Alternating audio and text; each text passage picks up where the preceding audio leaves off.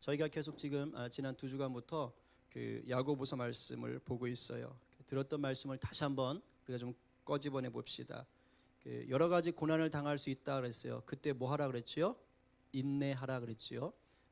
뭐 대답하는 게 굉장히 힘드시면 고개라도 끄덕여 주시면 제가 정말 큰 위로와 정말 그래요, 그렇죠? 예.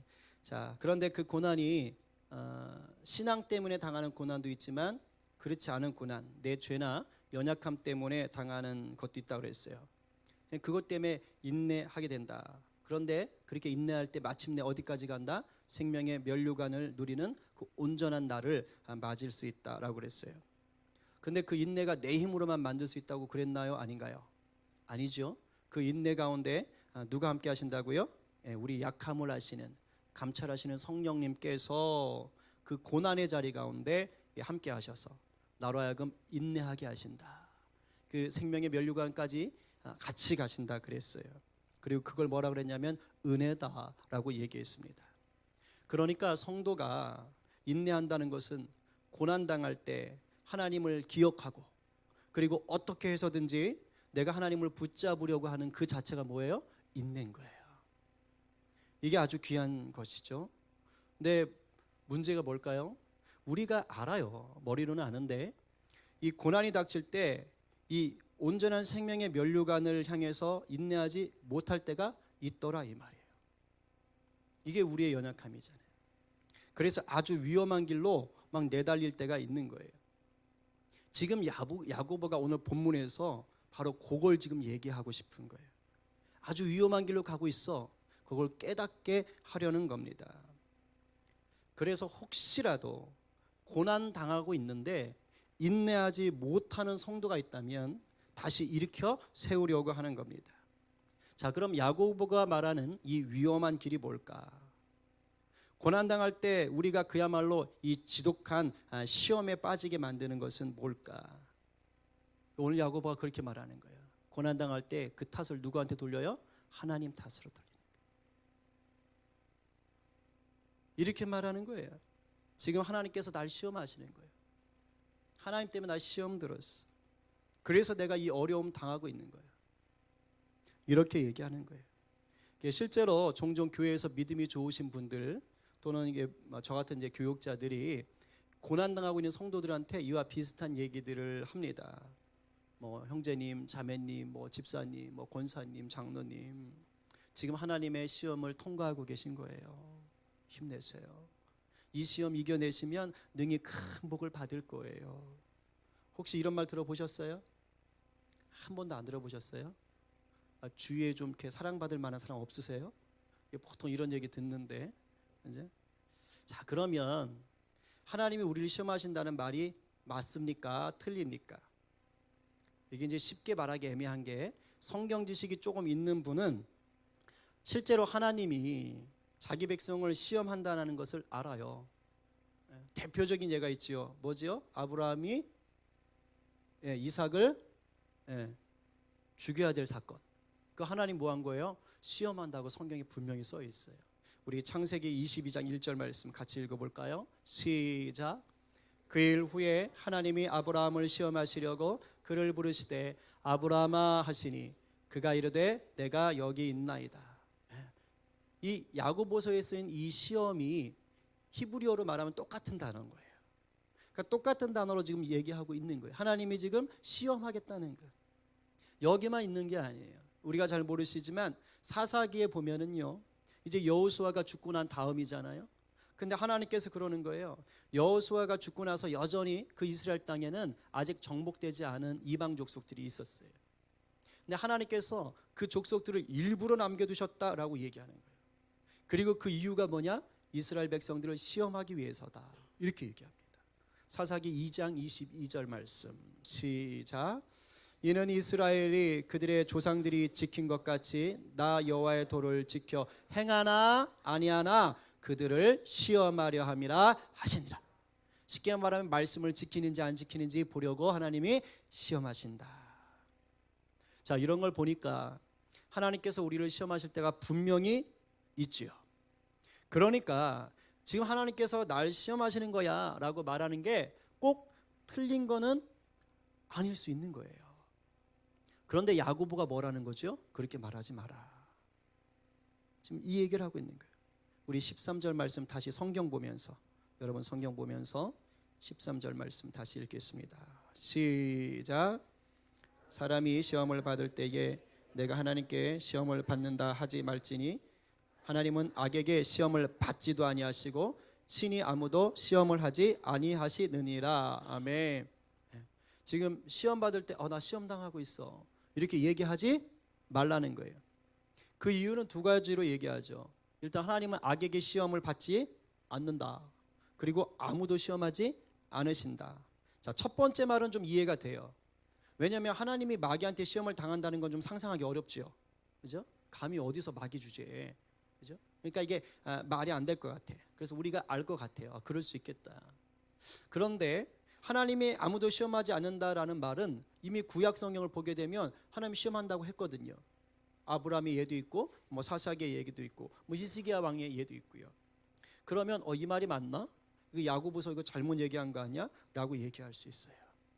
여기서 그래서 우리가 이 시험이라는 단어의 뜻을 정확하게 짚고 넘어가야 됩니다. 야고보가 말하는 시험은 뭐냐? 죄를 짓게 만드는 유혹을 얘기하는 거예요. 뭐라고요?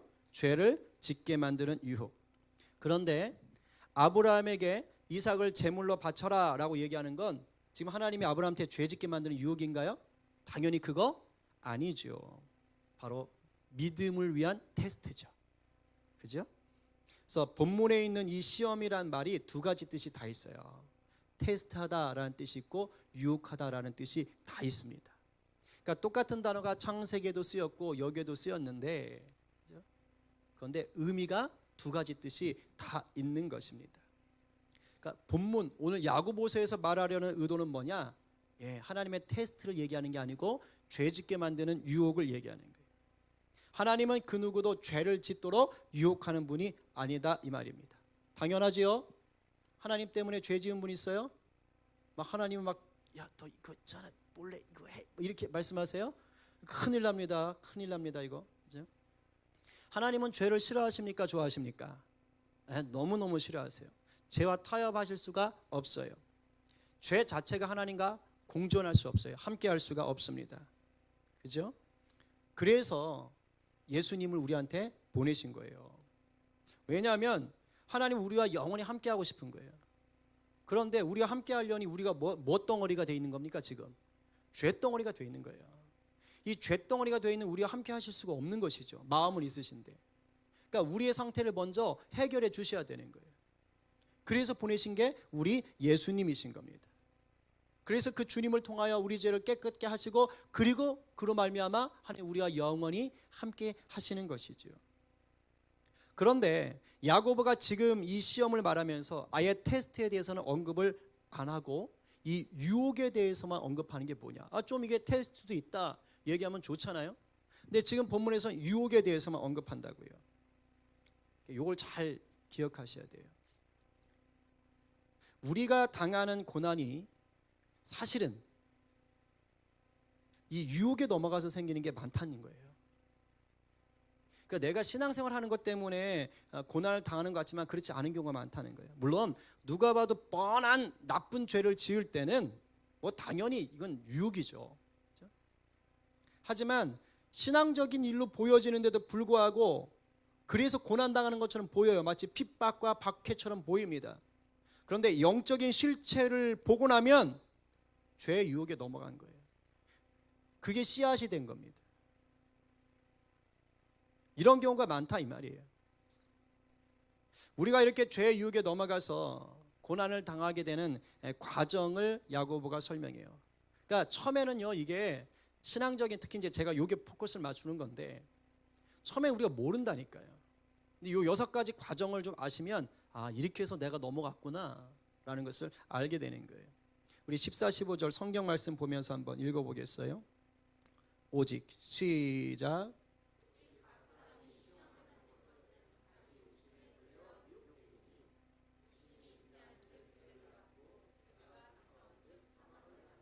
아멘. 많이 읽어보셨지요? 자, 이거를 이제 그 최영삼 교수님이라는 분이 요거를 이제 강의를 하셨는데 원어를 가지고 분명하게 원어의 뜻을 잘 살려서 해석을 좀 다시 한 게 있어요. 그걸로 좀 보면서 제가 설명을 드리겠습니다. 스크린 한번 읽어볼게요. 자, 시작. 도리어 각 사람이 자신의 정욕에 의해 이끌리고 걸려들어 시험에 드는 것입니다. 그런 후에는 그 정욕에 그것을 받아들여 죄를 낳고 그 죄가 완전히 자라고 나면 결국 죽음을 낳게 됩니다. 그죠? 자, 저런 과정을 거친다는 거예요. 그러니까 야고보가 지금 뭐라고 얘기합니까? 우리가 유혹을 받아서 죄를 짓게 되면 마지막 최종점은 어디라고요? 죽음, 사망이라는 거예요. 물론 여기서 말하는 죽음은 영적인 죽음이지요. 영원한 심판, 지옥을 얘기하는 거예요. 그런데 이것이 이 땅에서 사는 육신의 삶은 아무렇지도 않다 이런 뜻이 아닙니다. 뭐 육신은 괜찮아, 이 땅에서 살 때는 깨딱 없어. 아니에요. 죄는요, 그 자체로 인해 고통을 만들어냅니다. 그래서 자기도 고통을 당하게 되고 반드시 남도 고통을 주게 되어 있어요. 그렇게 고난 속에서 결국은 영적 사망인 영원한 심판에까지 이르게 된다 이 말이에요. 그런데 이 과정을 자세히 살펴보면 유혹이 우리를 어떤 식으로 무너뜨리는지 알 수 있어요. 최영삼 교수 번역을 참고로 해서 6가지 단계로 우리가 한번 영혼과 육을 갉아먹는 이 유혹의 단계를 보면 이래요. 첫 번째는요, 이끌리는 거예요. 오, 괜찮은 것 같아 이렇게. 그리고 덥석 걸려들어요. 그 다음에 이제 그걸 내가 막 받아들이기 시작해. 그럼 이제 뭐 하는 거야? 죄가 쏟아지는 거지. 그러면서 점점 죄가 깊어지는 거예요. 이것은 잘한다고 얘기되어 있어요. 그러다 급기야 심판에 이르는 것이지요. 우리가 유혹에 넘어가는 첫 단추는 죄를 향해 이끌리는 겁니다. 근데 이게 아주 위험해요. 이렇게 처음에 이끌릴 때는요, 그 죄의 실체가 아직 분명하지 않아요. 그러니까 죄처럼 안 보인다고요. 마치 아담과 하와가 선악과를 보면서 어떻게 봤지요? 먹음직도 하고 보암직도 하게 보였어요. 전혀 죄로 안 보이죠. 왜 선악과가 죄예요? 아니잖아요. 너무너무 좋게 보여요. 화려하게 보여요. 근데 하나님이 따먹지 말라는 말을 잊게 만드는 거예요. 그러면서 이끌리게 만드는 겁니다. 오늘 이 성경 원어에서 말하면 욕심이 잉태하여라는 말을 썼어요. 근데 이 욕심이란 말의 이 헬라어 원어 뜻은 뭐냐면 사실은 욕심이 아니고 하나님이 인간에게 주신 욕구예요. 욕구, 기본적인 욕구. 그런데 이제 문맥상 죄를 짓게 만드니까 번역을 욕심이라고 한 겁니다. 그러니까 원래는 뭐예요? 식욕, 이거 죄입니까 아닙니까? 아니죠. 그죠? 수면욕, 자고 싶은 마음, 죄 아니에요. 막 잠 오는데 죄야 떠나가라, 난 잘 수 없어 막 이래요? 아니잖아요. 그죠? 성욕, 이거 죄 아닙니다. 명예욕, 이거 죄 아니에요. 자, 무언가를 즐기고 싶고 즐거워하고 싶은 마음, 이거 죄입니까 아닙니까? 이거 죄라고 말하면 그 사람 이상한 금욕주의자예요. 빨리 이거 안 돼, 이거 치료받아야 돼, 회개하셔야 돼요. 자, 사랑받고 싶은 마음 죄예요 아니에요? 아니에요. 이거 당연한 거예요. 좋은 거예요.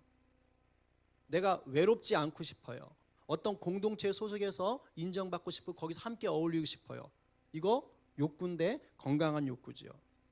칭찬받고 싶은 욕구, 누군가를 도와주고 싶은 마음, 이것도 욕구지요. 그죠? 자, 이런 것들이 있어요. 근데 이런 것들이 뭘 만난다고요? 바로 죄를 짓게 만드는 그 유혹 가운데 딱 이끌리는 거예요. 그럼 욕심이 되는 겁니다.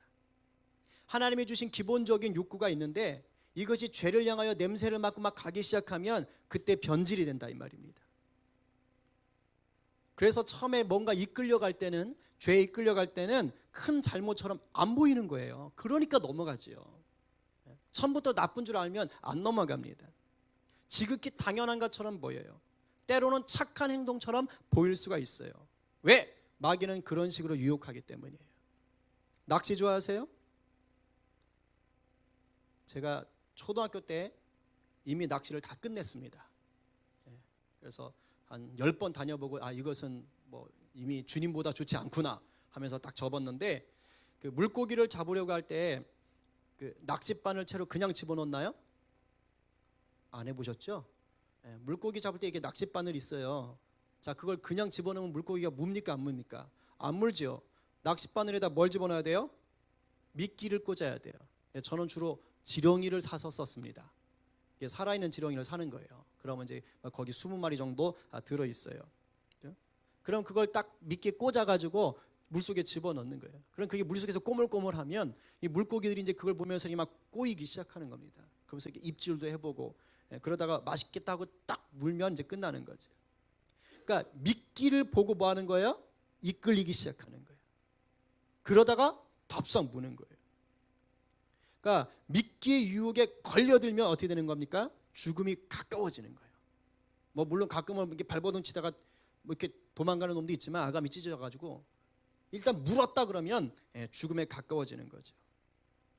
예를 들어 봅시다. 인간은 누구나 즐거움을 누리고 싶어해요. 이거는 기본적인 욕구입니다. 그 자체가 뭐 죄라고 말할 수는 없어요. 그죠? 그런데 이런 즐거움을 누리고 싶은 욕구가 자꾸 뭘 찾기 시작할까요? 더 즐거운 거 없을까? 더 짜릿한 거 없을까? 이러기 시작하면 뭐가 돼요? 이제 죄를 향해 이끌리기 시작하는 거예요. 즐거움에 대한 욕구는 그냥 하나님 주신 거란 말이죠.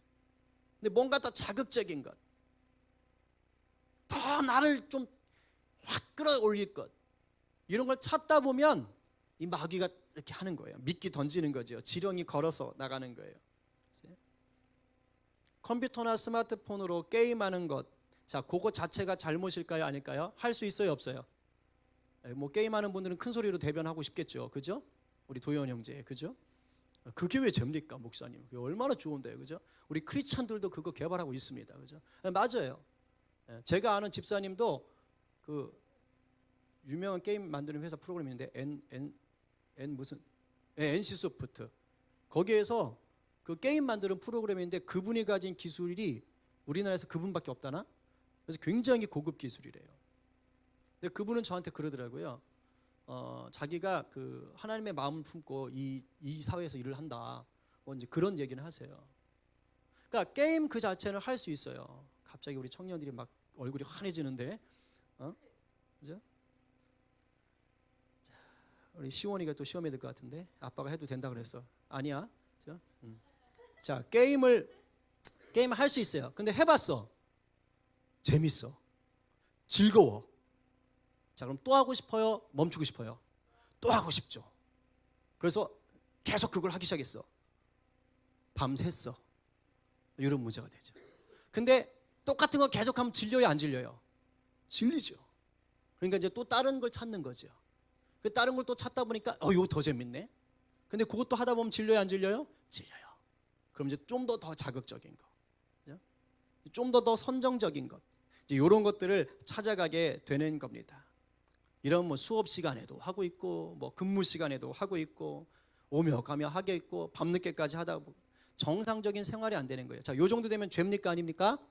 죄예요. 그렇죠? 이렇게 되는 거예요. 제가 옛날 대학생 때 일인데, 그 제가 다니던 천안 모 교회에 한 집사님이 계셨어요. 참 신앙도 좋으시고 성품도 좋으시고 교회 일도 열심히 하시는 분이셨어요. 성가대 봉사하셨는데 이분이 인기가 많아요. 왜냐하면 성품 좋죠. 뭐 이렇게 사회적으로 나름 지위가 있었죠. 어느 기업체의 뭐 과장이셨거든요. 그런데 어느 날부턴가 주일에 오시면 꼬박꼬박 조시는 거예요. 성가대 하러 오셔가지고 꼬박꼬박 졸아요. 근데 그랬던 분이 아니거든요. 근데 예배 시간에도 계속 꾸벅꾸벅 조시는 거예요. 너무 이상한 거예요. 이분이 왜 이러나. 그래서 제가 몇 주째 계속 그러니까 여쭤봤어요. 집사님, 요즘 굉장히 많이 바쁘신가 봐요. 힘드신가 봐요. 아니 몇 주째 계속 이렇게 아침마다 조시네요. 그래도 집사님이 굉장히 멋져가면서 들켰다 이런 심정으로 이렇게 하면서 겸손하신 분이거든요. 그래서 아유 아니에요 진철 형제 이렇게 하면서 자기가 몇 주째 새벽마다 스타크래프트를 하느라고, 아세요? 이게 아마 초창기에 나온 게임입니다. 대단했다 그래요.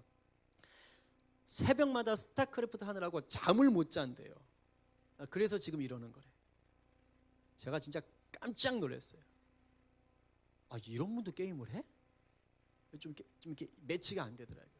정말 성실하고 신앙 좋고 사회적으로도 자기 지위가 있는 분이거든요. 근데 게임에 빠져가지고 주의를 온전히 지키지를 못하는 거예요. 죄입니다. 이 정도 되면. 그러니까 처음에는 재미로 하는 거예요. 이게 어디 게임뿐일까요? 우리가 흔히 생각하는 담배, 술 한 잔 먹는다 지옥 가는 그런 거 아닙니다. 또 지옥 안 간댄다 그러면서 또 즐거워하지 마시고 그 자체가 죄는 아니에요. 근데 그런 것들을 통해서 즐거움을 찾고 계속 깊이 들어가는 순간 끊임없이 마귀의 유혹에 넘어가게 되는 거예요. 음란 동영상, 음란한 행동들, 쾌락을 즐기는 것들, 거짓말, 욕하는 것, 때리는 것, 이게 다 뭘까요? 우리에게 있었던 기본적인 욕구가 죄의 성향으로 이끌려가기 시작하면서 점점 커지는 것들입니다. 다 처음에는 별거 아니에요. 에이, 사랑한다 야, 이 자식 잘생겼어, 툭툭 치다가 나중에는 막 이렇게 하는 거예요. 영락없이 걸려드는 거예요. 처음에 이끌려갔다가. 근데 이게 신앙생활에 그대로 드러날 수 있다는 것입니다. 여러분, 칭찬받으려는 욕구, 잘해보려는 욕구는 나쁜 게 아닙니다. 그런데 이 욕구를 마귀가 살짝 거는 거예요. 미끼 거는 거예요. 그래서 유혹에 딱 걸리면 나중에는 이게 어디로 자라느냐? 교만과 정죄함으로 자랍니다. 잘 하려고 했어요. 그래서 열심히 했습니다. 칭찬받고 싶었어요. 열심히 했습니다. 그러니까 칭찬도 받았고 잘하게 됐어요. 그랬더니 뭐가 온 거예요? 교만함이 찾아온 거예요. 마귀의 유혹에 넘어가기 시작하는 겁니다. 어떤 생각으로 넘어가는 거예요? 나 아니면 안 돼. 나 아니면 안 돼. 저건 나 아니면 안 돼. 내가 다 해야 돼. 아유, 일을 왜 저렇게 할까? 아유, 저러면 안 돼. 저러면 안 돼. 쟤랑은 못 하겠어. 저분이랑 일 못 하겠어. 벌써 이런 생각 들기 시작하면 미끼 문 겁니다. 이렇게 해서 신앙생활이 뭘로 가는 거예요? 교만으로, 정죄로, 분열로 드러나게 되는 겁니다. 이렇게 해서 유혹에 이끌린 우리 안에 있는 정욕은 나중에 깊은 죄의 늪에 빠지는 거예요. 그리고 그 죄에서 돌이키지 못하면 어떻게 되느냐? 그 죄가 주는 썩은 열매 때문에 고통받는 거예요. 고난이 온다니까요. 죄 지으면 고난이 찾아와요. 술, 담배, 마약, 노름에 푹 빠져버리고 끊지 못하면 어떻게 됩니까? 몸 망가집니다. 재산 다 날립니다. 가정 깨집니다. 음란하고 쾌락한 것 즐기면 어떻게 될까요? 최후 아주 비참해집니다. 교만 고치지 못하면 어떻게 될까요? 교회에서 아무리 열심히 일해도 그 교회는 분란과 상처를 겪을 수밖에 없습니다. 그런데 이럴 때 하나님께로 시선을 돌리지 않으면 어떻게 된다는 겁니까? 나중에 그 고난 당할 때 하나님께 탓한다는 거예요. 다 하나님 탓이야. 야고보는 지금 이런 실수, 이런 죄를 범하지 말아라 라고 얘기하는 것입니다. 그건 바로 뭐라고요? 마귀에게 속는 거다. 그래서 16절에 뭐라는 거예요? 사랑하는 형제들이여 속지 말아라. 하나님의 사랑하는 형제들이여 속지 말아라, 이 얘기하는 거예요. 이 편지를 받는 사람들은 다 성도들이에요. 성도들에게 속지 말라고 얘기하는 겁니다. 살면서 온갖 다양한 시험으로 인해서 고난 당할 수 있어요. 그러나 빨리 그런 상황에서 벗어날 수 있는 길로 돌아오라는 겁니다. 인내하게 하시는 성령님을 붙잡아야지 의심하고 불신하여서 하나님으로부터 멀어지면 안 된다, 이 말이에요. 그러면서 야고보가 하나님이 얼마나 좋으신 분인가를 다시 한번 알려주는 거예요. 겁만 주지 않아요. 다시 한번 너희들에게 하나님이 어떤 분인가를 다시 한번 생각해내. 그게 17절 18절입니다.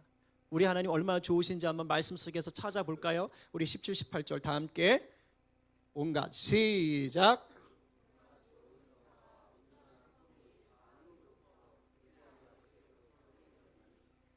변함도 없으시고 회전하는 그림자도 없으시니라. 그가 그 피조물 중에 우리로 한 첫 열매가 되게 하시려고 자기의 뜻을 따라 진리의 말씀으로 우리를 낳으셨느니라. 아멘. 너무너무 좋지 않아요? 하나님은요, 우리를 시험하거나 골탕 먹이는 분이 아니다, 이 말이에요. 그분은 우리에게 좋은 것 주시기를 기뻐하시는 분이세요. 하늘에 좋은 것으로 우리를 세우시는 분입니다. 아멘이세요? 그런데 변덕이 없어요. 우리 많잖아요. 막 좋은 거 줬다가 기분 나쁘면 뺏을 때도 있잖아요. 하나님 이렇지 않다라는 거예요. 1장 5절에 있지만 후히 주시고 꾸짖지 않는 분이 우리 하나님이신 거예요. 이 변함이 없다라는 게 이랬다 저랬다 우리같이 변덕스럽지 않아요. 절대적으로 믿을만한 분이에요. 회전하는 그림자도 없다라는 건 뭐냐? 아까 빛들의 아버지라는 표현 때문에 이 단어를 쓴 겁니다. 여러분, 일식 월식 현상이 결국에 뭡니까? 해, 달, 지구가 서로 이렇게 돌다가 어느 딱 순간에 가려지는 거잖아요. 그래서 그림자가 비추는 거예요. 쉽게 말하면 빛이 있는데 그 빛 뒤에 어둠이 생기는 거죠. 그림자는 어둠이에요. 여기선 좋지 않게 본 겁니다. 그런데 빛들의 아버지이신 우리 하나님은 뭐가 되는 거예요? 빛들의 아버지니까 빛 자체가 되신 것입니다. 그러니까 우리 하나님에게는 어두운 부분이 있다 없다? 없다. 달리 말하면 한계나 제한이 없으시다. 자, 변하지 않는 하나님은 우리에게 주시기를 좋아하시는데 한계나 제한이 없어요. 달리 말하면 전능하신 분이에요. 그분이 우리에게 항상 좋은 것을 주신다 이 말입니다. 인간 같지 않다는 거예요. 변함도 없지요, 제한도 없지요. 그분이 항상 우리에게 주시는 것은 좋은 것이라 이 말이에요. 그러니 두려워하지 말라는 거예요. 온전히 믿을 만하시고 전능하신 분이 우리를 또 뭐라 그럽니까? 낳았다라고 얘기합니다. 아까 우리 찬양했지요. 내가 너를 낳았으니. 그런데 낳았는데 어떻게 낳았어요? 첫 열매로 낳았다. 바로 예수 믿고 구원받은 하나님의 자녀를 말하는 것입니다. 진리의 말씀으로 복음으로 우리를 낳았다라는 것이에요. 보통 우리가 구원받았다라는 표현을 쓰잖아요. 근데 야고보는 이걸 낳았다라고 얘기하는 거예요. 일부러 이렇게 쓴 거예요. 왜요? 낳기 전에는 이 세상에 존재했습니까? 안 했습니까? 안 했지요. 복음으로 우리를 새롭게 낳았다라는 것, 구원했다는 것은 이전에는 없었던 내가 새로 생겼다 이 말이에요. 야고보가 낳았다라는 표현을 쓰니까 그 이유예요. 복음의 힘은 이전에는 존재하지 않던 내가 이제 하나님의 은혜로 새롭게 창조되었다. 하나님의 자녀로 창조되었다. 모든 좋은 것을 누리는 자로 창조되었다 이 말입니다. 예수 십자가의 사랑이 얼마나 위대한 큰 감격인가를 지금 보여주는 거예요. 말씀이 육신이 되어 오신 예수님께서 신이 자기를 통해 우리를 새롭게 하셨음을 보여주시는 것입니다. 이게 낳았다라는 말은 우리를 낳아주신 분하고 DNA가 똑같다는 얘기잖아요. 야고보가 이런 표현을 쓰는 게 있는 거예요. 낳음받은 우리에겐 뭐가 있다는 거예요? 하나님의 DNA, 하나님의 형생이 있다는 거예요. 그러니까 구원받았습니다라는 이 표현보다 더 깊이가 있고 더 친밀함이 있는 단어인 거예요. 지금 야고보가 이 예수님 동생이잖아요. 그러니까 이 깊이를 더 이제 깨달아 알고 있었던 것이죠. 그런데 그것이 우리의 노력이 아니라 하나님의 전적인 뜻, 하나님의 기쁨 속에서 우리가 나아진 거라는 거예요. 여러분 이 감격을 가지고 우리 에베소서 1장 5절 6절 말씀 함께 읽어볼게요. 자, 시작. 그 기쁘신 뜻대로 우리를 예정하사 예수 그리스도로 말미암아 자기의 아들들이 되게 하셨으니 이는 그가 사랑하시는 자 안에서 우리에게 거저 주시는 바 그의 은혜의 영광을 찬송하게 하려는 것이라. 아멘. 아멘, 아멘. 얼마나 감사합니까? 거저 주신 은혜예요. 우리가 개입한 게 없고 처음부터 끝까지 하나님의 절대적 주권입니다. 그래서 은혜인 것이에요.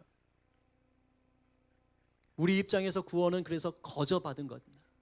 그러나 하나님 입장에서는 뭘까요? 거저 준 게 아닌 거예요. 자기 외아들을 죽이면서 준 무엇과도 바꿀 수 없는 선물이 구원인 것입니다. 이렇게 큰 은혜를 받은 우리가 이제 이 세상을 사는 동안 잘 살아야 되잖아요. 근데 어떤 실수를 한다고요? 자기 욕심에 이끌려서 죄를 짓고 그 죄의 열매로 고난 가운데 들어가는 자들이 많다는 거예요. 그런데 그때도 인내하며 하나님을 붙잡으면 되는데 뭐 한다는 거예요? 의심하고 불신하며 하나님 앞에서 이거 하나님 때문이에요 라고 원망하며 멀어질 때가 있다는 겁니다. 야고보는 지금 무슨 말 하는 거예요? 하나님이 너무 아파하신다는 거예요. 너희들이 그렇게 사니까 하나님 지금 너무 슬프다고 얘기하는 겁니다. 여러분, 아까 그 유혹에서 사망까지 가는데 몇 개 단계가 있다고 그랬죠? 6개 단계가 있다고 그랬어요. 그리고 처음 유혹에 끌릴 때는 정말 아무것도 아닌 것 같다고 그랬어요. 자, 그러다가 이제 그 유혹에 넘어가는 행동이 반복이 되어 갈수록 죄를 짓고 사망까지 간다고 그랬습니다. 달리 말하면 내가 유혹에 빠지는 즉시 죽는 거예요? 아니에요? 아니죠. 자, 유혹에 빠졌어요. 그러면 사망에 이르는 동안 6가지 단계를 거치는 동안에 뭐가 있어요? 시간이 있습니다. 하나님 입장에서 보면, 물론 하나님이 이렇게 만드시는 건 아니지만 이 시간을 두고서 하나님께서 결국엔 우리가 유혹부터 죄까지 가게 만드는 단계를 두신 이유가 뭘까? 그것은요, 기회 주시는 거예요. 순식간에 죽이지 않으시는 겁니다.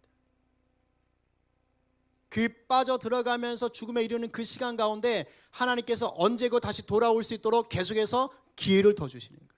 시간 벌어 주시는 겁니다. 어떻게든지 다시 주님 품에 안길 수 있도록 하나님이 그 단계들을 계속 두시는 거예요. 이제라도 돌아와. 빨리 정신 차리고 돌아와. 더 가지 말어. 계속 하나님이 놓고 하고 계시는 거예요. 그렇기 때문에 잘 들으셔야 돼요. 달리 말하면 죄 삭신 사망은 죄에 대한 형벌이 아닌 거예요. 그것은 하나님께로 돌이킬 수 있었던 수많은 기회들을 그냥 흘려보내버린 내 완악함이 빚은 결과입니다. 죄에 사신 사망은 단순히 죄에 대한 형벌이 아니에요. 내가 계속 거부한 거예요. 거부한 결과물입니다. 아직 늦지 않았습니다. 최후 심판 전까지는 계속해서 기회가 주어져요. 그러면 목사님 좀 버티다가 그때쯤 돼가지고 돌이키면 어떨까요? 이것처럼 미련한 생각이 없어요. 왜냐하면 주님이 언제 오실지 아는 사람 있어요? 없어요? 없어요. 당장 내일 오시면 어떡할 거예요? 주님 스탑! 갔다 다시 오세요. 이러실 겁니까? 그게 안 됩니다. 또 내 육신이 언제 죽을지 몰라요. 이런 일은 전혀 없다고 믿고 싶지만 오늘 집에 가는 길에 어떻게 될지 모릅니다. 내 육신이 죽으면 내 영이 돌이킬 수 있는 기회를 못 얻어요. 그리고 주님이 오시면 곧 심판. 우리 청소년들 잘 들어. 올 때는 순서가 있지만 갈 때는 순서가 없어. 명심해야 돼.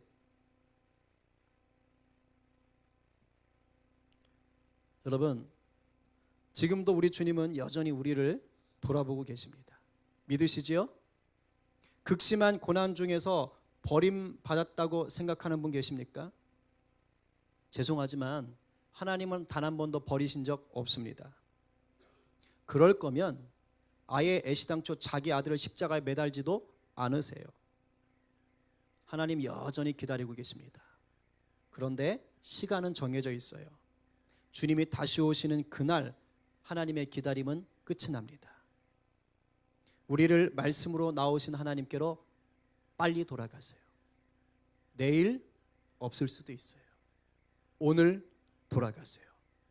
그리고 내 죄의 결과 때문에 당하는 고난인데도 불구하고 이건 내 믿음을 성숙시키기 위한 하나님의 시험이야, 테스트야, 이렇게 착각하는 분들 계시면 빨리 교만하면서 깨어나시기 바랍니다. 계속 거기 계시면 모두가 힘들어집니다. 내 안에 있는 무지와 영적인 교만이 자신과 교회와 하나님을 힘들게 해요. 속지 마시기 바랍니다. 말씀으로 우리를 낳으신 말씀이신 주님 앞에 나아가시기 바랍니다. 우리를 속이고 유혹하는 마귀의 머리채를 확 쏟아내셔야 돼요. 야고보가 그렇게 말했어요. 야고보서 4장 7절 후반절에 이렇게 써 있어요. 다 함께 시작. 마귀를 대적하라. 그리하면 너희를 피하리라. 속지 말라 이 말입니다. 우리 다시 한번 시작. 마귀를 대적하라. 그리하면 너희를 피하리라. 아멘. 우리 다시 인내케 하시고 승리케 하시며 생명의 면류관 주시는 주님께로 돌아가는 이 밤 되기를 간절히 축복합니다.